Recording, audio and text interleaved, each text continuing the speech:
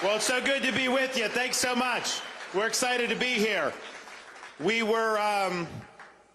a little debate last night in Alpharetta, Georgia. Some of you may have seen on Sean Hannity and Fox against a fella that sees things a little bit differently than I do, sees things a little bit differently than I'm sure all of you all here do. But it was a debate that was actually important because if you look at what the left in this country wants to do, you just look to California. That's what this country will end up in if we allow this to happen. And so we thought it was important to be able to expose that, to be able to show a national audience that actually freedom works in Florida. What they've done in California is put leftist agenda over the well-being of their citizens, and that's why people are leaving in record numbers. They actually ran out of U-Hauls in the whole state of California. Can you imagine that? And I even had to show, and this is crazy that we're even doing this, but San Francisco has become such a pigsty that they actually have an app where people report sightings of human feces on the streets and in the public, because that's what these drug addicts do. They just do homeless. And so I pulled up the map, and every plot on the map is where they found this, and the entire area is covered with this. And I'm just thinking to myself, who lives like this? And they just let it happen. Then when you have a communist dictator from China come into town, then they actually clean up the streets. Imagine that. They're willing to do it for the CCP, but they're not willing to do it for their own people. But that is the agenda that Biden, Harris, and yes, Newsom want for this country. That's why the 2024 election is so important. Things are bad. Biden's done a bad job, but it's reversible. If we win and win big in 24 and 28, quite frankly. You need someone to serve 2 terms like President Reagan did. It is reversible. This is a choice that we're going to make, decline or revival. Florida and what we've done shows freedom works and it can be done. California is basically the model for the collapse of this country. And so you saw that last night. And I pointed out, I am not like anti-California just overall. In fact, I told the story when I was in the Navy. I got orders to Naval Amphibious Base Coronado in Southern California. We were assigned to Naval Special Warfare. I deployed to Iraq alongside SEAL Team 1. But we did training in Coronado and everything. And I was a native Floridian, and so I was proud of Florida. But, you know, you show up there, you check into the bachelor officer quarters, and I always look for Florida. I look for air conditioning, right? They don't have air conditioning. I'm like, why not? They're like, you don't need it. Just open the window. It's fresh. It's nice. And I'm like, man. And then I opened the window, and there was no screen on the window. In Florida, we have bugs, so you have to screen in your porches and your windows all the time. No, you don't need it. There's no bug. And it was really, really nice. Getting back from Iraq, getting off that plane, Pacific Ocean air, just fresh air hitting you. And I could understand, even though they had high taxes and everything back in the day, even then, I was like, well, I understand why people would pay, just because it really is beautiful, probably has more natural advantages than any other state in the country. You've got to try to mess up California. They have so many advantages, and it just shows you that they've done it. So what we're up against is not just a little bit difference of opinion. Yeah, if they win, maybe you pay a little more tax, maybe you have a little bit different welfare benefits, this, that. No, no, no. They will lead to the decay of this society, and that's what you're seeing over there. But I think it's important also, and I think the debate showed, if you look at everybody running for president, there's one guy that beats these people all the time, and that is me. We beat them in Florida time and time again. We beat them on the debate stage because conservative principles work, because what we've done has worked, and people know that that's the vision that most of the country wants to see. I mean, I'm just thinking to myself, if that were the presidential debate next fall, how do you think independent voters would have reacted to a governor that has a policy where your minor kids or grandkids can go behind your back to California without your consent and get a sex change operation and get hormone therapy and puberty blockers. Like, that's what they do. They're supporting that. He wouldn't admit, like, the limits because there are none. They also have taxpayer-funded abortion up until the moment of birth. That's what they have in California. And so that is just not going to fly with the public. So they're out of step. The media always covers for them. But when you get in an environment like that, you can see. So we will win against the left. And I think the Republicans, I mean, we've lost so many times because some of our people just won't ever fight back. They just cow at the first time. Anytime someone throws anything at them, they get all scared. So you got to fight. But you also have to fight in a way where you're winning. I mean, to just go out there and flail around without actually getting it done, that doesn't cut it.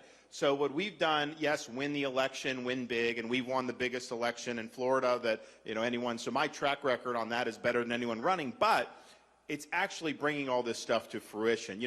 We didn't just talk about the COVID stuff. We beat Fauci on COVID and made sure our state was free. We didn't just talk about parents' rights. We enacted a Parents' Bill of Rights. We fought Disney and beat Disney to make sure we don't have sexual material in our elementary schools. We beat the left on illegal immigration by doing things like banning sanctuary cities and even transporting illegal aliens to sanctuary jurisdictions like Martha's Vineyard. We showed this issue's important. We beat the left on crime. We had two prosecutors, one in Tampa, one in Orlando, that were progressive left prosecutors funded by people like George Soros, said they were only going to enforce the laws that they thought they wanted to enforce. That doesn't work for me, so I removed both of them from their posts. They're gone. We take action, we win.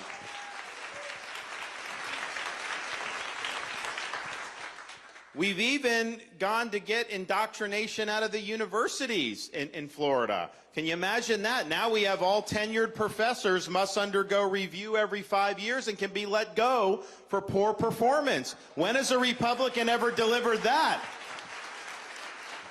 So we have fought these fights, but we have won these fights. And winning is what we need to do right now. You need a president that's going to go up there on day one, spit nails, get the bureaucracy under control, the deep state, make sure that we're doing the border on day one, make sure we're reversing Bidenomics on day one, opening up all our energy production day one, all these things, and just never look back and just keep piling up the wins. That's what we're going to do. We were promised that we'd be tired of winning. Unfortunately, as Republicans, I'm tired of losing these races. I'm tired of losing all this stuff around the country. But the final thing you also need is, it's true for governor, but it's certainly true for president. When you're an executive, you can be right on the policy, and you need to be right on the policy. Obviously, we see we're having a president who's wrong on the policy, but that's not enough to be right on the policy. You need to be a leader. You need to be able to show the vision, articulate that vision, rally people to the cause, and then implement that vision in a way that's going to change the country for the better. And so we've shown how to do that, of course, in Florida. Our state is, what's happened in the last 5 years, I don't think there's ever a parallel in the history of this country, certainly the modern 20, 30 years, where in our party, where you've seen a state move the way we've done. That's what we need to do for the whole country, but it does require leadership. It requires that you actually bring people on your side. I want to win people who may not be Republicans, and I don't do it by trying to be squishy or twist myself into a pretzel. No, I do it by being bold. I do it by delivering results, but we need to do that because some of these people go to Democrats because we're not doing a good job of doing that. So we're going to do that, and it's going to make all the difference. And final thing I'll just say, and I'm happy to take the questions, is our founding fathers understood that every generation would have to step up when freedom was threatened and fight back and preserve it. Reagan said, freedom's one generation away from extinction. It's not passed along in the bloodstream. When Benjamin Franklin walked out of the Constitutional Convention after they did the Constitution, he was asked, did you give us a republic or a monarchy? He said, a republic if you can keep it. because they understood you could have the best Constitution in the world, you have the best Declaration of Independence in the world. These things do not run on autopilot. They require citizens to do their part. Sometimes that means you got to put on a uniform, risk your life, and even give the last full measure of devotion for service to this country.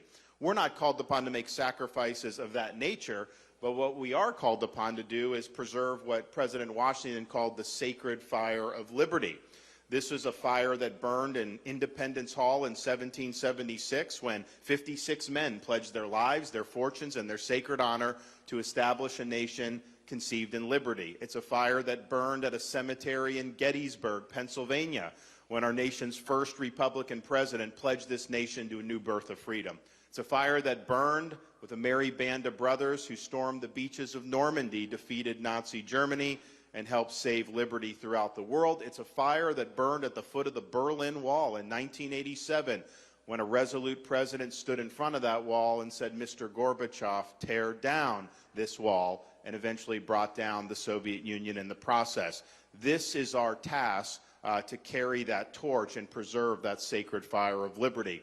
It's not a responsibility that I shy away from. It's a responsibility that I welcome. It's a responsibility that we will step up and we will meet this moment. And I will tell you, I will get the job done next November, up and down the ballot for us. As a leader, I'll be somebody that you can always be proud of, that you can tell your kids that's someone you can look up to. And as your president, I promise you this, I won't let you down. Thank you all. God bless.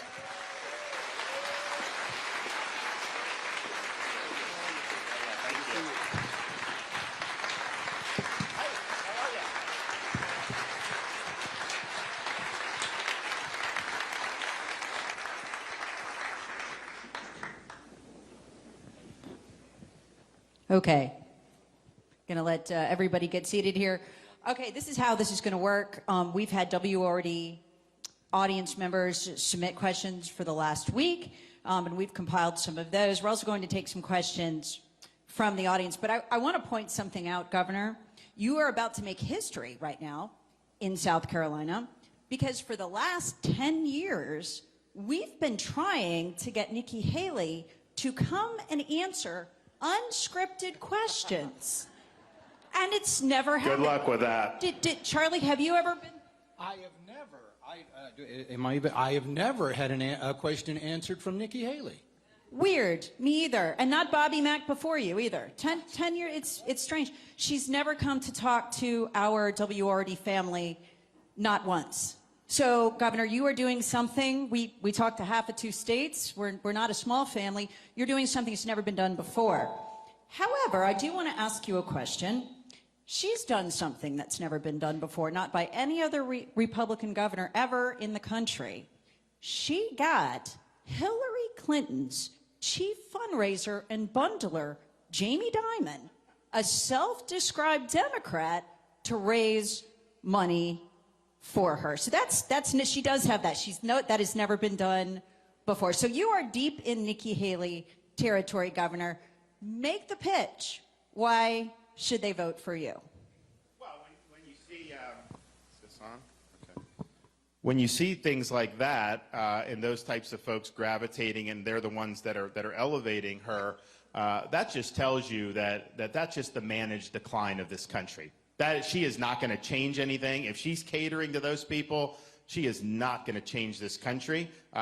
She will basically be somebody that will allow them to call the shots and not do the real significant heavy lifting that we need to do. They don't want a guy like me to go in there and be tough on China. They make money from China, these Wall Street guys. You know, they don't want us to close the border. They make money with cheap labor coming into this country. They don't want us to actually drain the swamp and bring in the administrative state and neuter that, because a lot of times they can control some of these bureaucrats and these agencies. So I represent being a change agent in Washington, and we really haven't had one that has been able to do big change and make it stick on our side since Ronald Reagan. You know, when Ronald Reagan came in, he changed the landscape, not just for his 8 years as president, but really for the next 10 or 15 years after that. We need that now. This country is going in the wrong direction. It's been going in a bad direction really for a long time. We need somebody that's going to reverse that decline and get us on a fundamentally different path. I don't know what you could say about her tenure as governor here, but I've never heard of any major accomplishment that she had as governor here. And I can tell you this, in Florida, you know, I won my reelection by much more than she won here, and she was in a red wave year in a very red state. I took a purple state and made it a red state. We took on all these issues. I mean, school choice, illegal immigration, crime, cutting taxes. We paid down 25% of our state debt. All these different things. I said I would do it, and I delivered on it. But when you do that, you know, you get people that don't necessarily like that. And the question is, are you going to stand for the people when the media's coming at you, the left, or some of these entrenched interests, and hold your ground like we did when we beat Disney, like we've done so many other times? Or are you going to run for cover and not be willing to fight for people? And I don't think she's shown a willingness to fight for you when it's tough. It's easy when the wind's at your back, but when it's tough, she's not going to dig in. She's not going to be someone you can count on as conservative. Governor, thank you for coming this afternoon. I just saw a story where the National Association of Hairdressers is boycotting you for using Gavin Newsom's head to mop the floor up with him last night. Congratulations on well, that. you know, it was interesting, you know, because he was ranting about, you know, how bad oil companies are. Because, you know, California has the highest gas prices in the country. And he says the oil companies are price gouging.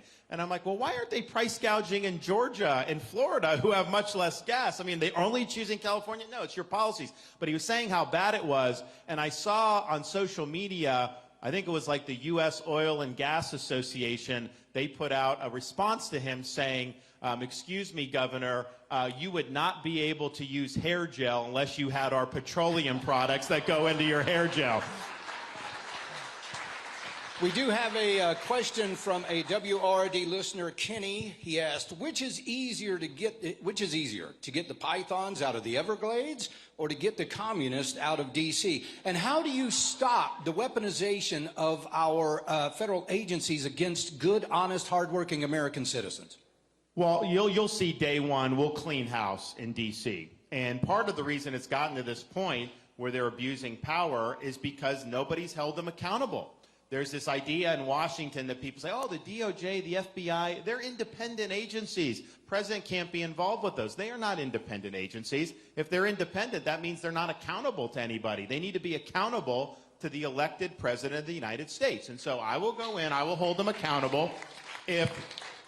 If we have an FBI, well, first of all, we will lay down the law about what's appropriate and what's not on the front end. But if someone is violating, let's say FBI is surveilling parents going to school board meetings like they were doing in Northern Virginia, I'm going to fire those people who are responsible for that. When they're going after pro-lifers, I'm going to fire them for harassing those people.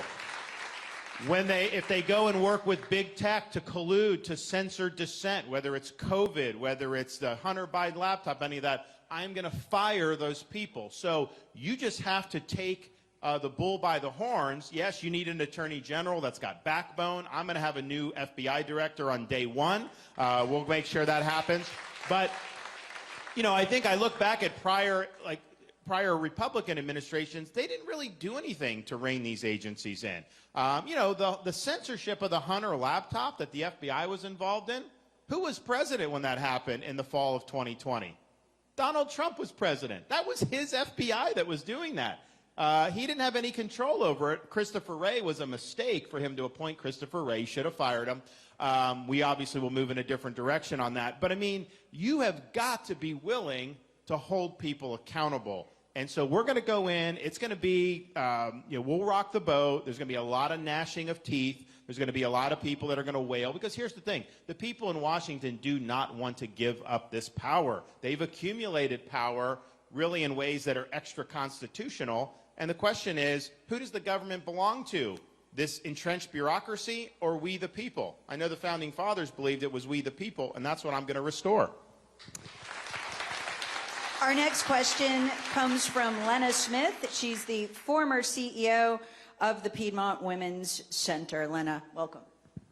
Thank you, and welcome back to South Carolina, Governor. I've been watching you for a long time because I have 3 grandchildren being raised in Florida. Okay? What part? Ponte Vedra. Oh, great area. We used to live there before we moved into the Tallahassee. Till you upgraded your home? Right, okay. Well, this is going to be considered your pro-life question, okay? And I'm not new to this. For 26 years, I was the CEO of a pregnancy medical clinic in Greenville. We helped women make choices for life, and we also help people who experience the tragedy of abortion by offering help and hope, because there is a recovery.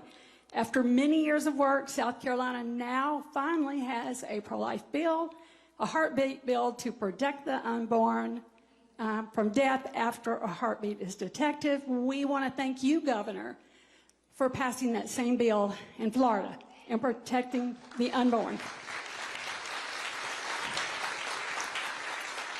Governor, we watched as in October you sent planes to Israel to bring back stranded, innocent Americans home from an intensifying war. That was a courageous act of concern and compassion. If you are elected president, will you continue to stand and fight for the innocent unborn among us the same way? That war is a big one, and it's important. My question to you, who are you looking to for counsel to make your plan to rescue the littlest among us, the unborn? Thank you. Thank you for your question, Yes. and thank you for your great work. We appreciate it. It's important. It's important that we have a culture of life in this country. We've obviously done things in Florida. You all have done things in South Carolina. If you look at things that are happening in Washington, for example, our military, you have all these problems with the military. We don't have enough ammunition, recruiting's terrible, and what are they spending time on? They're actually using your tax dollars to fund abortion tourism around the country from the U.S. military. You know, that's something as commander-in-chief, you know, we end that policy on day one. I mean, it's outrageous that they're doing that. Your tax dollars should not be going to do abortion in any way, shape, or form. In California, the guy was with it. He spends a lot of money, taxpayer money, to do that. And it's just the type of thing where you had a guy last night, all the way up until the moment of birth is what he said. That's not rooted in science. I mean, people act like, you know, the only way you could be pro-life is based on faith. And look, I'm a faithful guy. Obviously, that motivates me. But from a scientific perspective, you can't tell me that that's something that's appropriate. So we need to just be very, very good at articulating what's at stake here, articulating our support for a culture of life. It's something that's meaningful to me, and I'm happy to have been able to move the ball forward in a big way in Florida. Our listener Todd sent in an email question. Despite what Joe Biden says, we have had the second most expensive Thanksgiving ever. What needs to be done to lower inflation and improve our economy?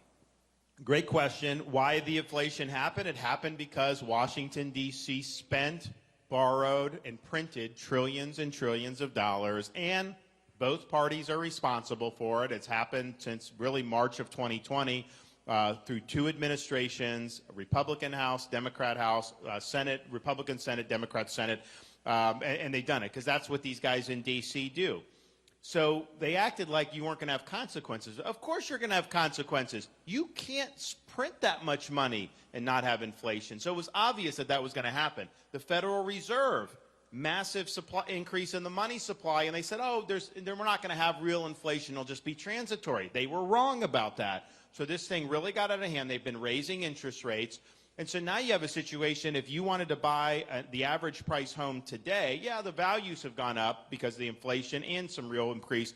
But because of the interest rates, your monthly mortgage payment's probably twice as much as what it would have been 4 or 5 years ago just for the average price home. That is pricing people out of the American dream. So we're going to go in, we're going to fight Congress to spend less money. We're going to reverse Bidenomics, which I think is increasing, causing costs to go up. We're going to open up all of our domestic energy for production so that we can be energy dominant. We're going to have pipelines. We're going to do all that, particularly with oil and gas. That will be deflationary because we'll be reducing the cost of energy, and I think that that'll be really, really significant. And then there's just some things on a more longer term. I want to produce folks who have important skills. That does not mean you have to go to a 4-year brick and ivy university. Skilled trades are important. All these things are really significant. We do that big time in Florida in high school, and people do. But the thing is, you know, as people have better skills, they're more productive. That drives down inflation. That's one of the main things to do. That won't happen overnight. But how many people have we given massive amounts of loan money to, backed by the taxpayers? They go to college and get a degree in zombie studies, and they end up in a job they could have at a high school. Well, that's not a good pathway. So we're going to be, I think, much more focused on, yes, we have some great universities. Yeah, do that. I mean, I think we're going to be reforming universities, though. Don't worry about that. That needs to be done.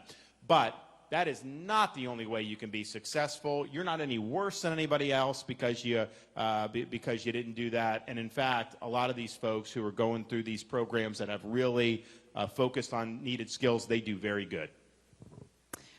Our next question comes from Chandler Mabe. He's the vice chair of the Greenville Young Republicans. Chandler, is he here? Okay. There he is. Is he? There we go. Here you go, Chandler. I'm sorry. Okay. So my question is, how has school choice helped in Florida, and what could you do as president to give families greater options in their child's education? School choice has been great in Florida. So we have universal school choice. As a parent, so I think like when I grew up in a place called Dunedin, Florida, and basically you could go to Dunedin school, or if your family had enough money, maybe private school, but that was it. Now, if you're that same parent, yes, you can go to the local school. You can, within the school district, have choices to go to other schools within your district, out of your neighborhood. You can go to a charter school, which are public schools, but they're not controlled by the school district, and they're not entitled to any students. So they have to innovate. They've got to produce things. So we have classical academies run by like Hillsdale College. That's in Florida now. Parents have a right to do that. And then you can get a private scholarship to go to a private school. So every parent in Florida has the ability to make meaningful choices about where they go to school. And what's happened is, because you can go to charter, because you can go to private, the school districts have done much better because they're competing for the students now. So they're offering more choice within the school district. They're offering programs. The charter schools, it's sink or swim for them. The only way they stay in business is if parents are directing students to go to that, because they're not entitled to any students, as a matter of fact. And the same with private. So we just finished 2022 Nation's Report Card. We are 3rd in the country in 4th grade reading and 4th in the country in 4th grade math. And we're a big, diverse state. That's very, very good. Now, if you watched last night, California has one of the worst literacy rates. He was trying to say they're doing so well. I mean, honestly, I've never seen anyone lie that much on a single stage. But tried to say that somehow, he didn't lock the kids out of school for so long. Trust me, people moved from California to Florida because they couldn't get their kids in school. So I would say school choice works. We know that. That Florida shows that 100%. What we're going to do, we are going to do it nationally. And I think, part of me is like, well, education's a local issue. It is. And we wouldn't be micromanaging, and we would do it through the Treasury Department, have like a corporate tax credit program like we have in Florida. But I just think, you're looking like in Chicago, in Philadelphia, the teachers union controls those areas. These kids have no access to quality education. Los Angeles, San Francisco. So we'll basically have, corporations will be able to write off a certain amount. It'll go into a scholarship fund. We did 100,000 students with $1 billion in Florida. I think if you had 25 to 30 billion, I think you could do it nationwide for at least low-income and working-class people, and I think it would have a huge, huge impact. So that's going to happen. I'm the only one, I think I'm definitely the only one running that has beat the teachers union. I beat them in Florida on keeping schools open during COVID, on school choice, on getting the ideology out of the classroom. We beat them across the board, and we'll beat them nationally with this school choice push. Governor, last night, Gavin Newsom said he was the governor of a border state, but we know that every state is now a border state. Chrissy wants to know, how do we address our border situation? Declare it to be a national emergency on day one. That allows you to marshal more resources to the border, including the military. Stop the invasion. Do not allow these claims to be made in the United States. You have to remain in Mexico. When people come illegally, you got to send them back. You can't just release them into your country. So we're going to be sending back, particularly the 8 million that Biden had. We're going to send them back. A lot of these people have come from Afghanistan, Iran, all these places. They should not be in this country. We also do need to build the border wall. And you actually can have Mexico pay for it. I know that didn't happen as promised, but you can. The way you do it is, Mexico's not just going to give you money. What you do is you impose fees on all the remittances that foreign workers send to their home countries.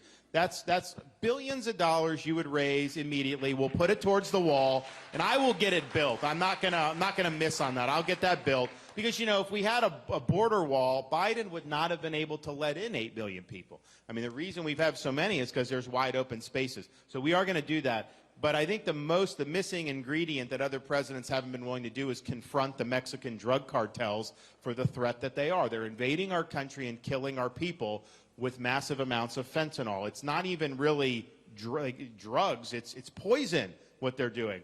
And I think we need to respond to that in kind. So we're going to designate them to be foreign terrorist organizations, and we'll authorize the use of military force against the cartels. And you will see a change when that happens, trust me. Final thing, though, I think on immigration, we see what's happened with these Hamas supporters. And in the United States, some of these universities, like MIT, they're like, well, a lot of these are foreign students. Well, I can tell you this, when I'm president, if we have someone that's here on a foreign student visa and they're making common cause with Hamas, I'm canceling their visa and I'm sending them home. Our next question, Governor, this seems to work better closer to here. Our next question comes from WRD listener Jan, and Jan sent this to me personally. She was very concerned about it. We recently heard that Nikki Haley on day one would end anonymity on the internet. If she's elected president, would make sure no one could be anonymous online. Sounds like something China would do, she writes. What would you do on day one if elected president? So what Haley said was outrageous, and it is exactly, China has done this. So what she said, she's trying to walk back from it, what she said was, she said on day one, the first thing she would do is, she said, I want everybody's names on social media. Well, if you've lived through the last 4 or 5 years, who are the people that get targeted for abuse? It's conservatives that get targeted and get canceled and get maligned. And so doing that, first of all, is an overreach of government. It's doing things that are trying, and they're setting the stage with that for a digital ID and a social credit system. This is obvious that that's what's going on. So it's a horrendous idea. Honestly, I think it's disqualifying for anybody that would want to be president. First of all, that you would even embrace that. But to say that's what your first priority on day one is, I want everybody's names, which is what she was saying, totally unacceptable. So we'll do the opposite of that. I've already addressed this in Florida and banned it, but on day one, we're going to take this idea of a central bank digital currency, and we're going to tear it up and throw it in the trash can. That's going to be gone. You're not going to have to worry about that here. Well, it's the end of the year. Everybody's getting ready for tax season, which is always fun. Steve wants to know, do you support programs like the fair tax? And if not, what is your plan to reform the income tax system? I think we should eliminate the IRS and have one of these systems. So I would support that 100%. And all 87,000 new IRS, heavily armed IRS agents? At least that. That should be just, you do that before breakfast. That should be an easy thing to get rid of. Our next question comes from Jer. She is a new citizen, new U.S. citizen. She is from China, and she has a question for you, Jer. Good morning, Governor and Casey. Thank you for being here, but thank you for all the fights you have put together for the country and for the people. Last year, I took 2 oaths, one to become a naturalized citizen, and the second one to join the South Carolina State Guard. So my question is about China, but I think the way I see it and I ask it is probably more than my average American citizens. I also stood at Yuma, Arizona, looked at the gaping hole on the border wall with Charlie here. My question is, as our future commander-in-chief, I would really like to hear your vision and your strategy when it comes to China government, when it comes to their global impact and their threat to our national security, but also you as the one who actually have military deployment.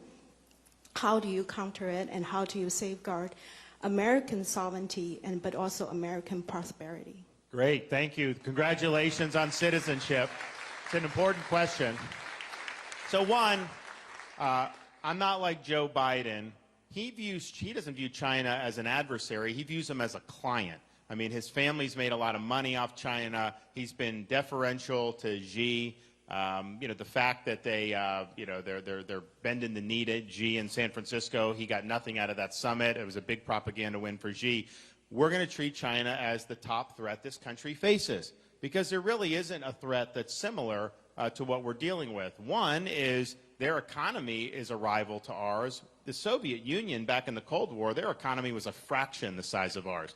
Their military is getting close to as big as ours as well. So they're going to have more and more ability to project power and use power. So that's just something. And then they have global ambitions. Xi wants China to be the dominant world power. And it's not just like, oh, I'm competitive, I want to bang. I am competitive. I want to be number one in everything. I want America to be number one in everything. But it's beyond that.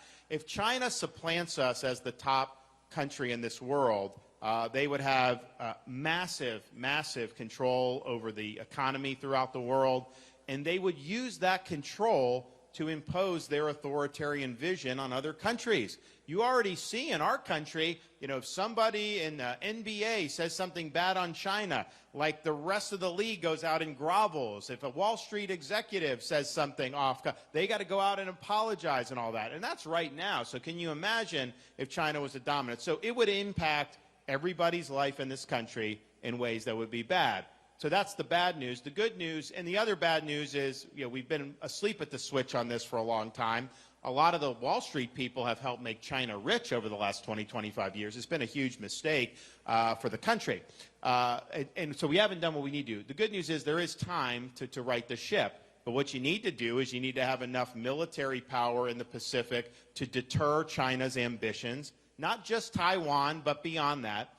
You need to have economic policy so that we're not dependent on China for all these things that are so important to our country. We need to make that here in the United States, or at a minimum have the ability to transact with friendly countries for these supply chains that go into that. And that's going to be something you got to be deliberate, strategic, and methodical to be able to bring that to about. But right now, if we were to have like a major world war, God forbid, and China was on the other side of it, we literally would have to go to China just to be able to support our war effort. I don't think they're going to be willing to do that in that situation. So it puts us in a position of great vulnerability. And then the third thing is we have to combat China's influence here in the United States. So I've done that in Florida. I banned China from buying land in the state of Florida. They're not allowed to do it. We need to do that nationwide. No farmland, no land near military bases, none of that. We also got the CCP out of our universities. They have these things called these Confucius Institutes. We got rid of those in Florida. They get involved in funding academic research. They take trade secrets. They do a lot of stuff. They even have police stations that they police Chinese citizens at here in the United States. We got to get rid of all that. So combating their influence here at home is something. So those are really the three things that we need to do. Now, China's got a lot of problems, too. They got massive debt. They've got major demographic problems. And they've got, I think, because of technology, the things the regime has to do to repress people just get more and more extensive. And that does create friction. I mean, when China was doing the lockdowns, the COVID lockdowns at the beginning of this year, incredible that they were doing that. They got blowback from their people. Like, that was surprising. So I think there's a lot of vulnerabilities there, but a strong America is indispensable to be able to ensure that the 21st century is an American century and not a Chinese century. Governor, Joe Biden ran on being a uniter for America. However, in the red speech, as I call it, he called conservatives a danger and a threat to this country. Merrick Garland called parents who stand up at school board meetings potential terrorists. How would you as president unite this country, and how would you go about restoring the soul of this country that has been so fractured by this administration? It's a great question, and I think it's important. You know, Biden, I think about like his 2020 campaign from the basement. Basically what he was doing, he was riding anti-Trump sentiment. He was basically trying to tell voters, look, you don't like Trump, you don't like the behavior, you don't like that, I'll be normal, I'll be moderate, I'm not going to rock the boat and all this stuff. And so people, so then he gets in, and what does he do? He goes sharp left, pursues this radical agenda, and then, of course, even leading into that crazy speech where he's demeaning, half the country. So he's chosen to go in that direction. I think he had an opportunity to be somebody that I would not have supported because he's a liberal. Like, look, I'm a conservative. But he probably could have got a lot of the middle of the country to back him if he had come in and been more moderate and say, but he chose not to. So now we're still a divided country. Well, here's how I did it in Florida. I mean, I don't think you can say that the way you unite is we all just sing Kumbaya and all of a sudden we don't have any differences. That's not plausible. That's not the way it works. How do you do it? The way we did it in Florida is I had a state that was perfectly divided politically, 50-50. And I took on big fights that really applied across partisan lines. I mean, when you're fighting for our kids and the innocence of our kids, that's not just a Republican issue, okay? There's a lot of Democrat parents. They do not want their first grader being taught that they were born in the wrong body. They sided with us when we had the Disney fight. They appreciated what we did standing up for them with COVID. They appreciated us being strong on crime, all these other things. They appreciated us going after woke ideology because that's just nuts. Like, we can't live in a country if they're going to tell us we have to believe things like men can get pregnant. That is not going to work. That's not true, and it doesn't work. So we're not doing that.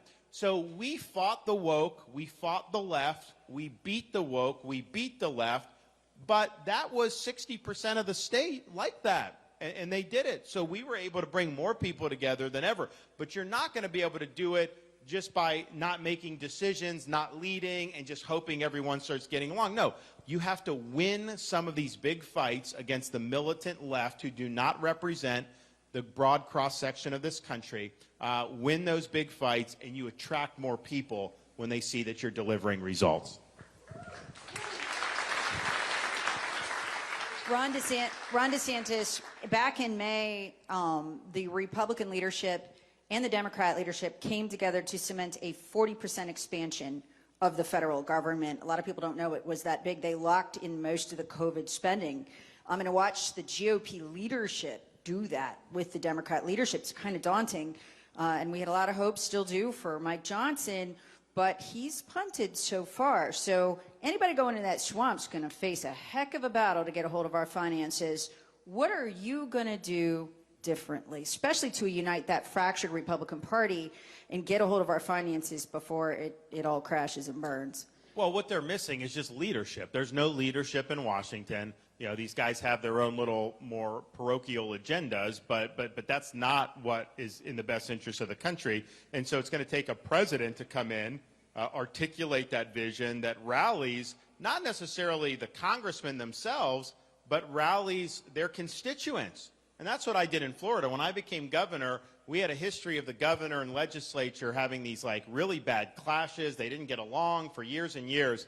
And I came in and I'm like, I'm going to go be very strong about my vision. I'm going to go directly to the people. And then what happens? These people, the voters, tell their senators and their representatives, hey, you better be supporting the governor on this. Like, are you supporting the governor? That's going to be the same thing. That's what Reagan did. He went over the heads of the congressmen. The people, constituents, told the congressman, support what he's doing. We're going to do that, and we're going to get that. We also, I understand how you work with Congress or any legislative body is it's not just me say do this because I say. It's this is the right thing for the country, convincing people that's the case, but then also asking what's important to you. And if there are things that you want that are not offensive to my principles, I want you to be successful too. It's a team effort, and you got to be willing to work collaboratively with people. So we've done that in Florida, and my first legislative session in 2019, even the liberal press was saying this was by far the most productive session that they could remember in like a quarter of a century in the state of Florida. And then every session since then, we've beat it and done even more each time. So it can be done. You just got to have leadership. You just got to have momentum. But we really haven't had a president, probably since Reagan, who tried to reduce spending. And I will be one that will be pushing in that direction. So you may veto bills. There's going to be a lot that you can do to be able to put pressure on these guys. But I think it's just the absence of leadership that has put us in this predicament. Governor, one of the jobs that I have been given today is to be the bad guy and to tell you that you have to go. You have a tight schedule to do. So on behalf of Tara, myself, all the staff at WRD Radio, and all the folks in the upstate of South Carolina, the 4th District Republican Club, we want to thank you for being here this afternoon. God bless you all. Thank you. Thank you so much. Thanks to the band. Great job, guys. Thank you. Appreciate you. All righty.